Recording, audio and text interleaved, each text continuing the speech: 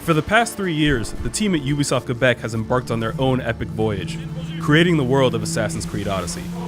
As their journey nears its end, we sat down with members of the development team to discuss recreating the classical settings of ancient Greece, engaging in all-out army warfare, arming players with a First Civilization artifact, and for the first time in the series, putting player choice at the forefront of Assassin's Creed. Odyssey is the second step in the transformation of Assassin's Creed into a full-blown RPG. So the big themes of Assassin's Creed Odyssey are the big themes of Assassin's Creed, the franchise. Freedom versus order, that first civilization, that mystery of where we came from. Since we're the oldest Assassin's Creed has ever been in time period, we're able to really explore those, and I think it'll be a super exciting experience for players. Choice was absolutely one of the first things that we started thinking about and we wanted in the game. Not just in the dialogue system, obviously, but within the structure of the game. Especially being able to choose your character. So this is what's going to feel really, really different for players this year. So there is a base storyline that is consistent, that there are a lot of big choices in it, but there's also these small stories that you don't know where they're going to lead. And sometimes it leads in romance, sometimes it leads in a bloodbath, and so, whatever. So sometimes in a charming relationship with a new friend. The things you make decisions about within quests are going to have an impact later on. You were mine, and Kira took you from me. Greece is about conversations. We wanted to leverage that as a way to interact with history. So if I'm interacting with a historical character, I want to be able to ask questions. I want to be able to know who he is. What brings you to Thelos?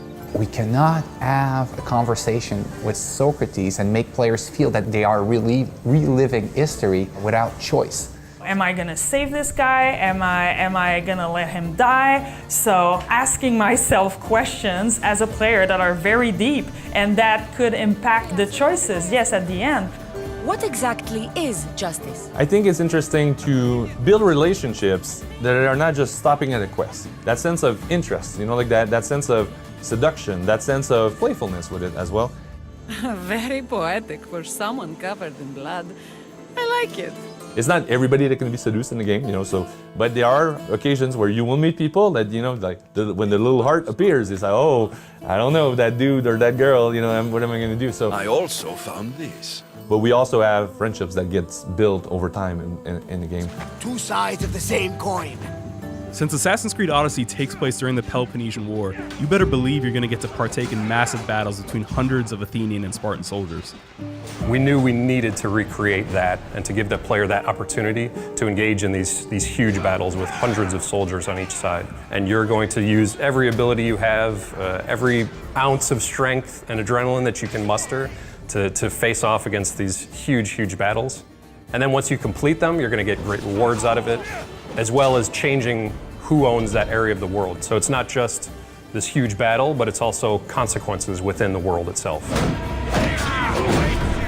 The special abilities are a way of expanding what abilities have always been, which is a way to more customize your playstyle. For us, we push it even farther because we use the broken Spear of Leonidas as that access to even bigger and better abilities. So the Spear of Leonidas is Leonidas' spear, obviously, but it's also a First Civilization artifact. In the past, you've maybe had the Apple of Eden for a little bit. We give this to you for the entire game, and you upgrade it, you make it better. You get to get more abilities because of it and because of its connection to you, which we're going to develop throughout the story. Being 2,500 years ago, the oldest we've ever gone in Assassin's Creed, to where that connection to the First Civilization is the strongest it's ever been in the franchise.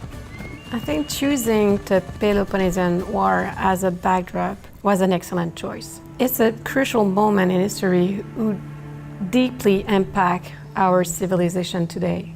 It's also an opposition between democracy and tyranny. Everything is interconnected in ancient Greece. Politics, religion, and social behavior, it's all connected. And at the same time, when you go visit Greece, none of it is still standing, or most of it is, not there. So where you have to go do the research and bring that back alive. In fact, that's something we've learned throughout our research, that they find color pigment on statues and temples. So using that knowledge to our advantage, which was art direction blessing, kind of, because we could add colors on almost all man-made structures. So that's why if you play the game, you'll see there's tons of color on almost everything. We have an expert in the studio with the Substance Designer, which did an amazing job reproducing all those marbles, gold and trims, mosaic on the floor, fresco on the walls. That truly gives something, I don't know, unexpected about what Antiquity could have looked like that you don't even see in movies because they don't have the time to do it. When you think of Greece, what do you think first? It's probably the blue sky and the blue water. Well, for us, the water was like a main character. We wanted to have like the wave crashing on the shoreline with the volumetric foam also. Like that's probably the first within the Ubisoft game to have a volumetric foam. It's a good thing that foam is so detailed because you'll be making quite a bit of it as you stir things up in Odyssey's naval warfare. We're making the sea really alive by bringing back naval. We have sharks, whales, it's raw, it's up close, you can cleave ships in two, put other ships on fire. It brings that whole dynamic on the sea. Because we wanted the ship to be your home. It is your home base, it's where you meet Barnabas, who's your captain and your good friend. As you add people to the ship, you can recruit people from the world to join your ship and travel with you. I met this character, I helped him, I recruited him. Oh, he's there. Who has that? If you took a snapshot of your boat and showed your crew, I won't have the same crew as you. Nobody here will have the same crew. You're going to find them in quests. They're going to be people that you talk to and you can ask them to join you on your ship. And then the other way that you're going to get them is to recruit from your enemies, from mercenaries, from cool-looking characters that you might see in the world or people that have really good stats. Making it not just about, okay, here's a bunch of enemies in front of me, I need to wipe them all out. It was more of, okay, here's a bunch of guys. Ooh, that guy's really interesting. I'm going to go get him. And one of the things that I like the most about what we've done is that we really take a step back and put it in the hands of the player. Well, for me, this team that I have now at Ubisoft Quebec, and we've been growing this team since 2005 to be, and this is our ultimate goal, was to build a game like Odyssey. The word Odyssey for our game really comes out as the thing, you know, like you'll be going on an epic journey, and that's what we wanted. You from a mercenary to a Greek legend, you know, the Greek hero, that's what Assassin's Creed Odyssey is all about, so.